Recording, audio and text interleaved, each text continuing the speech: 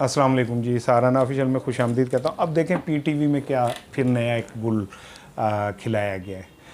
PTV के अंदर पहले दो कमज़ोरों की बलि चढ़ाई गई, अब उसके बाद एक नया काम हुआ जब कौमी असम्बली की स्टैंडिंग कमेटी ने इस पर एक्शन लिया और इसके ऊपर इजलास बुलाया और उसके बाद उन्होंने कहा कि इस पर दोबारा से जो है तहकीकात होनी चाहिए कि जो कश्मीर को भारत का कैसे हिस्सा दिखा दिया गया। तो अब जो पीटीवी के करता धरता है अरशद खान साहब और उनकी टीम ने एक नया कारनामा अंजाम दिया कि एक ऐसे जीएम जो अब रिटायर हो चुके हैं और वो घर जा चुके हैं, उनको तलब कर लिया है कि जी आपके दौर में ये रिकॉर्डिंग हुई थी। पहले मैं इस पर बात करूँगा, लेकिन एक और मैं बड़ी अहम बात करूँ कि देखें एमएनए जावेद लतीफ़ की सरबराही में जब ये कमेटी बनी तो उसमें दो चीज़ें बड़ी इम्पोर्टेंट थी। एक ये थी कि उसमें कहा गया था कि जो दोहरी शहरियत रखने वाले लोग हैं पीटीवी में, उनका भी जायज़ा लिया जाए। और दूसरी चीज़ ये कि वहाँ पे एक रिपोर्ट पेश की गई कि पीटीवी के जो अहम तरीन ओहदे हैं उन्हें किसी सिक्योरिटी क्लियरेंस के बग़ैर ओहदा दिया गया। ये तो खौफनाक तरीन बात है। पीटीवी पाकिस्तान का चेहरा है, पीटीवी पाकिस्तानी कौम की ज़बान है, और अगर वहाँ सिक्योरिटी क्लियरेंस के बग़ैर ही लोगों को बिठा दिया गया है तो ये कैसे सिक्योरिटी इदारों का पे मुझे तो हैरानगी हो रही है कि उन्होंने ये ऐसा क्यों किया।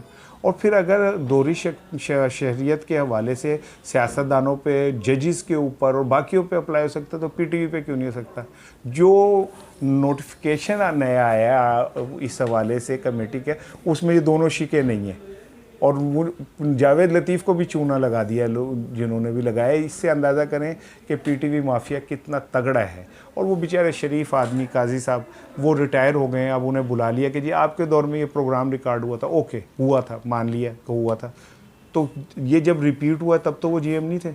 एक गलती हुई फ़र्ज़ करें और उस गलती के बाद आपने उस गलती को दोबारा दोहरा दिया, तो इसमें उसका क्या कसूर है।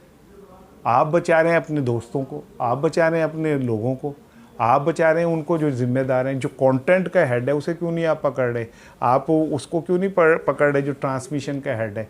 कोई रिवाइव कमेटी भी होगी ना जो प्रोग्रामों को रिवाइव करती होगी, उनको क्यों नहीं पकड़ रहे, क्योंकि वो आपके प्यारे हैं, वो आपके छोने काके हैं, आप उनको नहीं कुछ कह सकते।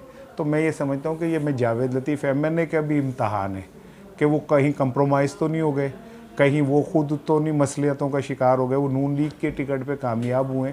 लेकिन बहरहाल कहीं ऐसा तो नहीं कि जावेद लतीफ़ साहब भी कहीं किसी बात के ऊपर दबाव में आ गए हों। मुझे लगता नहीं है। मैं जानता हूँ जावेद लतीफ़ हमारे दोस्त, एक अरसे से मैं उनको जानता हूँ, जब वो सियासत में नए नए आए थे तब से जानता हूँ। वो एक मौक़िफ़ रखने वाले आदमी है। लेकिन इसके बावजूद ये जो कुछ पीटीवी में हो रहा है, फिर उसी इजलास में जावेद लतीफ़ की यहाँ तक कहा गया था कि एक पीटीवी का बहुत अहम आदमी फ्रीक्वेंटली हमारे जो हमसाए ममालिक हैं उनके अंदर आता जाता रहता है। ये तो बड़ी खौफनाक बात है कि वो क्यों जाता रहा है, आता रहा है, क्यों होता रहा है। ये भी पता करना चाहिए कि वहाँ पे उसके क्या मुफादात हैं। और उसके बाद सबसे इम्पॉर्टेंट बात यह है कि आप एक ऐसे आदमी को जो रिटायर होकर घर चला गया सिर्फ इसी इल्ज़ाम पे बुला रहे हैं कि उसके दौर में रिकॉर्डिंग हुई थी। इस इल्ज़ाम में क्यों नहीं लोगों को कह रहे कि वो तो तब हुई थी रिकॉर्डिंग, चल के मामला ख़त्म हो गया होगा। लेकिन अब जो ताज़ा किसकी अप्रूवल से वो प्रोग्राम चला, किसने उसका जायज़ा लिया उस प्रोग्राम का, किसने उस गलती को क्यों नहीं पकड़ा और 4 दफ़ा आपने क्यों रिपीट किया। वज़ीर-ए-आज़म इमरान खान का इमेज को ख़राब करने में जितना रोल इन लोगों का और ख़ास करके पीटीवी का और अरशद खान साहब का किसी का नहीं है।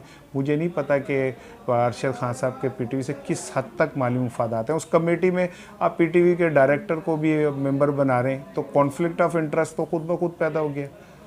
मुजरिम खुद अपने ख़िलाफ़ कैसे कोई फ़ैसला कर सकता है या तहकीक कर सकता है।